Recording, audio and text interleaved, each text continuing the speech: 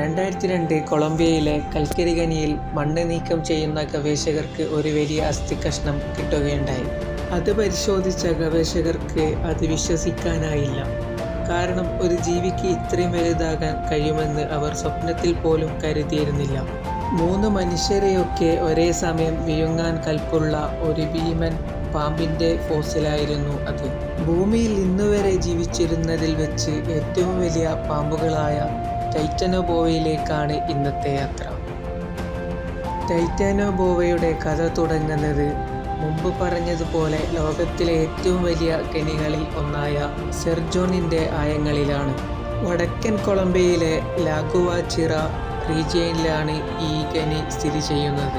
2000 ആണ്ടിൻ്റെ തുടക്കത്തിൽ തന്നെ ഖനനത്തിലൂടെ പുറത്തുവരുന്ന പാറപ്പടലങ്ങളിൽ ഫോസിലുകളുടെ വലിയ ശേഖരമുണ്ടെന്ന് ഗവേഷകർ തിരിച്ചറിഞ്ഞു. അങ്ങനെ ഗവേഷകർ അടങ്ങുന്ന ഒരു ടീം സെർജോണിലേക്കെത്തി ഗവേഷണങ്ങൾ ആരംഭിക്കുകയായിരുന്നു. എപ്പോഴും ഉണ്ടാകുന്നത് പോലെ ഫോസിലുകൾ ആദ്യ കഷ്ണങ്ങളായാണ് കണ്ടെത്തിയത്. അങ്ങനെ വളരെ അസാധാരണമായി തൊഴിലാളികളുടെയും ഗവേഷകന്മാരുടെയും ശ്രദ്ധയിൽപ്പെട്ടു. നട്ടെല്ലിൻ്റെ ഭാഗമായ കശേരുക്കൾ ആയിരുന്നു അത്. കൂടാതെ അവ ചിന്തിക്കുന്നതിനേക്കാൾ വലുതായിരുന്നു. ഈ അസ്ഥികൾ വളരെ ശ്രദ്ധയോടെ ശേഖരിക്കുകയും കൂടുതൽ പഠനങ്ങൾക്ക് വേണ്ടി കൊണ്ടുപോവുകയും ചെയ്തു. ഈ വിചിത്രമായ നട്ടെല്ലുകൾ ആദ്യം പരിശോധിച്ചപ്പോൾ ചില ഗവേഷകർ കരുതിയത് ഇത് ഏതെങ്കിലും മുതലയുടേതായിരിക്കുമെന്ന്. സെർജോണിലെ ഫോസിൽ പാടങ്ങളിൽ നിന്ന് നിറയെ മുതലകളുടെ അവശിഷ്ടങ്ങൾ കിട്ടിയിട്ടുണ്ട്. എന്നാൽ ആ അസ്ഥിയുടെ ആകൃതിയിൽ എന്തോ വ്യത്യാസമുണ്ടായിരുന്നു. മുതലകളുടെ നട്ടെല്ലുകൾക്ക് വളരെ പ്രത്യേകതയുണ്ട്. എന്നാൽ ഈ ഫോസിലുകൾക്ക് വലുതാണെങ്കിലും വളരെ വ്യത്യാസമായ രൂപമായിരുന്നു.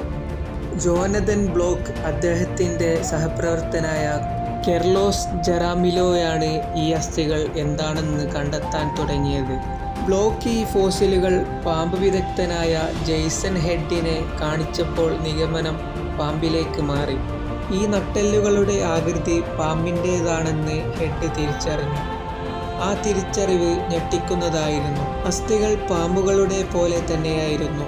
പക്ഷേ അതിന് അത്ര വലുപ്പം ഉണ്ടായതുകൊണ്ട് ശാസ്ത്രലോകം ഇതുവരെ സങ്കല്പിച്ചിട്ടില്ലാത്ത ഒരു ജീവിയായിരിക്കുമെന്നായിരുന്നു നിഗമനം.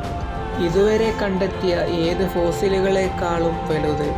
അങ്ങനെ ആ ടീം പുതിയ ലക്ഷ്യത്തോടെ സെർജോണിലേക്ക് പോവുകയും പല സീസണിലായി ഡസൻ കണക്കിന് കശേരുക്കളും വാരിയലിൻ്റെ കഷ്ണങ്ങളും കണ്ടെത്തുകയും ചെയ്തു.